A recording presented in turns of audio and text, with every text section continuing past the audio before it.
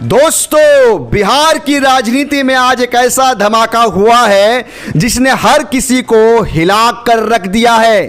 प्रशांत किशोर, जी हां, वही पीके, आज उन्होंने दावा किया है कि उनके पास बिहार के टॉप 100 नेताओं और अधिकारियों की गुप्त लिस्ट है।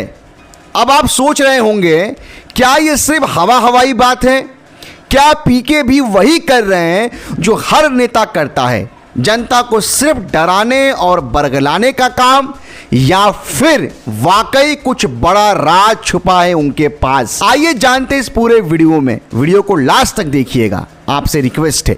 देखिए दोस्तों, सच कहूं तो पहली बार जब मैंने ये बयान सुना, मुझे भी लगा ये पीके भी अब वही पुराना खेल खेलने लगे हैं। नेताओं की लिस्ट, भ्रष्टाचार का चिट्ठा, ये सब तो जनता पिछले 20 साल से सुनती आ रही है, इसमें नया क्या है। लेकिन एक बात ने मुझे रोक दिया।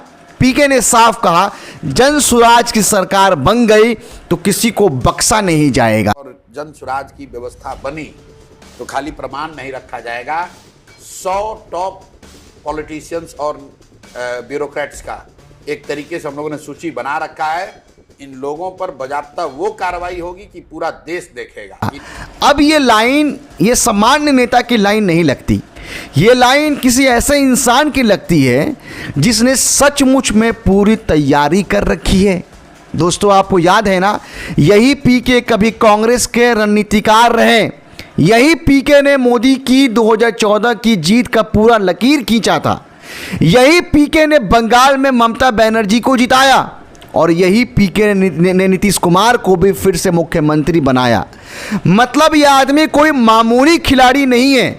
पीके जब कहते हैं उनके पास टॉप 100 नेताओं और अधिकारियों का नाम है, तो भरोसा मानिए ये मजाक नहीं है। सोचिए, आईएएस, आईपीएस, मंत्री, विधायक, अगर पीके के पास इन सब का डिटेल्स काला चिट्ठा है तो बिहार की राजनीति में सचमुच भूचाल आने वाला है।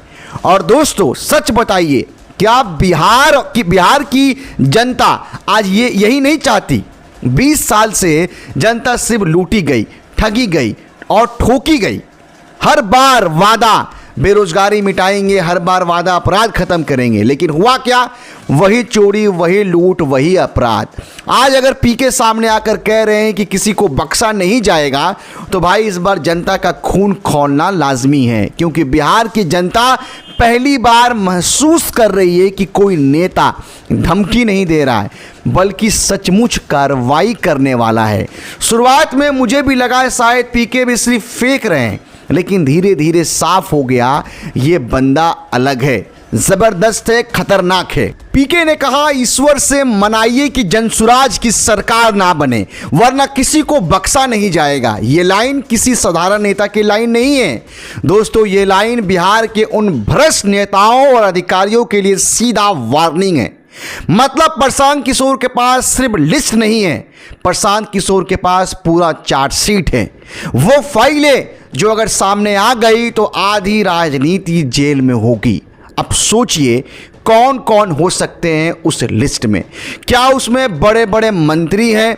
क्या उसमें आईएएस और आईपीएस अफसर शामिल हैं जो करोड़ों का घोटाला कर चुके हैं? क्या उसमें वो नेता हैं जिनके नाम अपराध जगत से जुड़े हैं? अगर ये सब सच है तो दोस्तों, बिहार की राजनीति का सबसे बड़ा विस्फोट होने वाला है। ये वही विस्फोट है जो 90 के दशक में लालू ने किया था, लेकिन इस बार कहानी उल्टी होगी। इस बार भ्रष्ट नेताओं की राजनीति खत्म होगी।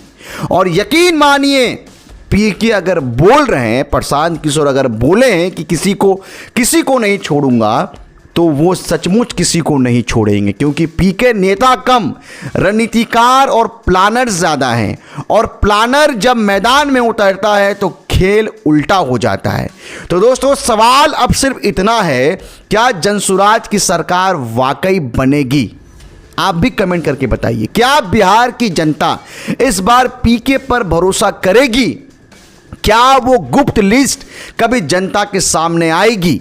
एक बात पक्की है, अगर पीके की सरकार बन गई तो इस बार नेताओं की नींद उड़ जाएगी। अगर पीके ने वो लिस्ट पब्लिक कर दी तो बिहार का राजनीतिक नक्शा बदल जाएगा। और मेरा मानना है दोस्तों, मेरा मानना है इस बार बिहार के लोग सिर्फ वोट नहीं डालेंगे, इस बार बिहार की जनता इंस्टॉलमेंट में लिया गया हिसाब पूरा चुकाने वाली है। तो याद रखिए, ये लड़ाई सिर्फ पीके की नहीं, ये लड़ाई बिहार के हर उस आदमी की है जिसे नेताओं ने 30 साल से लूटा है। और अब वक्त आ गया है कि इस गंदगी का हिसाब हो। प्रशांत किशोर ने कह दिया है, किसी को बख्शा नहीं जाएगा। अब जनता देखेगी कि इस वादे में कितना दम है। लेकिन एक बात साफ है, बिहार बदलने वाला है। जय हिंद।